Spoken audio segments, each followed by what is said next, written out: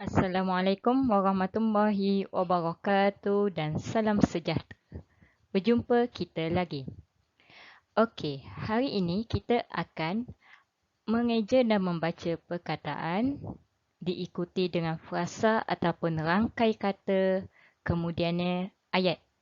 Tidak lupa juga kita akan membuat sedikit latihan melengkapkan ayat, iaitu memilih perkataan yang sesuai untuk diletakkan pada ayat yang diberi. Jom kita cuba. Okey, untuk perkataan pertama, L-I-L, B-A-M, bam, lebam. Murid-murid cikgu tahu apa itu lebam? Apabila kita terjatuh, terlanggar sesuatu, akan ada kesan biru kehijauan yang dinamakan sebagai lebam. Okey, kalau luka itu berdarah. Lebam ini dia tidak luka tetapi rasa sakit pada bahagian yang terjatuh ataupun terlanggar itu. Okey, daripada satu perkataan, kita kembangkan menjadi rangkai kata, dua perkataan ataupun frasa. Kaki lebam. Boleh juga ditukar kepada tangan lebam, dahi lebam atau apa-apa perkataan yang bersesuaian.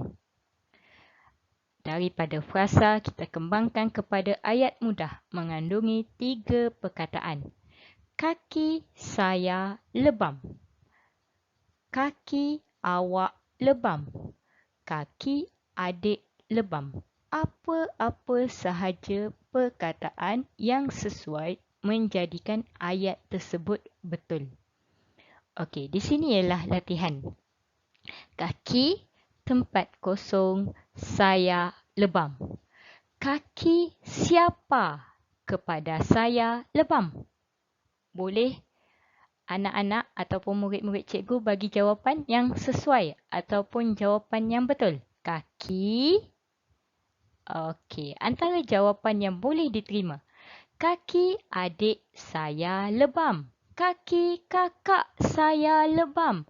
Kaki abang saya lebam. Kaki kawan saya lebam. Apa-apa sahaja jawapan yang sesuai. Mudah kan? Okey, kita pergi kepada contoh yang kedua. Pemadam. Tahu pemadam? Yang awak semua suka main dekat sekolah potong-potong tu. Untuk memadam sesuatu kalau awak dah buat kesalahan. Pemadam saya. Saya ada pemadam. Saya ada tempat kosong pemadam. Okey, saya ada berapa pemadam? Antara jawapan yang sesuai yang boleh, saya ada 2 pemadam. Saya ada 3 pemadam. Ataupun saya ada banyak pemadam. Okey? Okey, contoh seterusnya baca bersama gambar. Gambar ayah. Itu gambar ayah. Itu gambar ayah. Okey, itu gambar ayah siapa? Itu gambar ayah saya. Itu gambar ayah awak. Ataupun kita letak kata ganti nama diri di situ. Itu gambar ayah Gani. Tapi ingat, bila kata nama khas, mesti bermula dengan huruf besar walaupun dia berada pada penghujung ayat. Okey. Jambu. Jambu batu. Jamil makan jambu. Jamil, okey, kali ini sedikit sukar sebab ada 2 tempat kosong. Jamil apa makan jambu apa? Jamil suka makan jambu. Jamil tidak makan jambu. Dua-duanya boleh diterima. Sama ada ayat tersebut berbentuk positif ataupun negatif. Jamil suka makan jambu batu. Jamil suka makan jambu itu. Untuk contoh jawapan yang kedua, Jamil tidak makan jambu batu.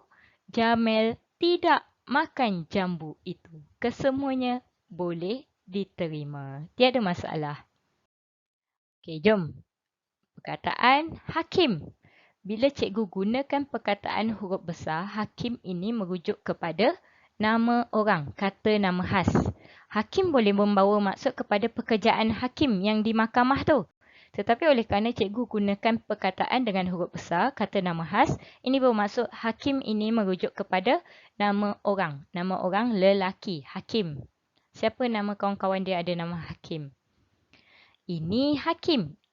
Frasa, rangkai kata. Ini bermaksud dekat dengan orang yang sedang bercakap. Dekat dengan kita. Ini, di sini. Ini hakim. Kemudian ayat. Hakim kawan saya. Ataupun nama kawan saya hakim. Kedua-duanya boleh. Hakim kawan saya. Nama kawan saya hakim. Okey, untuk latihan. Cuba lengkapkan. Hakim budak yang... Hakim budak yang baik. Hakim budak yang jahat. Hakim budak yang pandai. Terpulang kepada awak sama ada nak menjadikan ayat tersebut positif ataupun negatif. Tapi lebih baik pilih ayat yang positif. Ingat, untuk ayat, perkataan pertama mesti huruf besar. Hujung ayat mesti ada titik. Setiap jarak antara perkataan mesti ada jarak. Okey, itu sahaja latihan untuk hari ini ataupun bacaan. Kemudian kita buat latihan. Okey, ingat kita bermula daripada perkataan, frasa dan ayat. Kemudian cuba untuk lengkapkan ayat menjadi ayat yang betul ataupun isi tempat kosong dengan perkataan yang sesuai. Mudah jika anda selalu membuat latihan. Selamat mencuba. Jangan putus asa. Cikgu yakin awak semua boleh.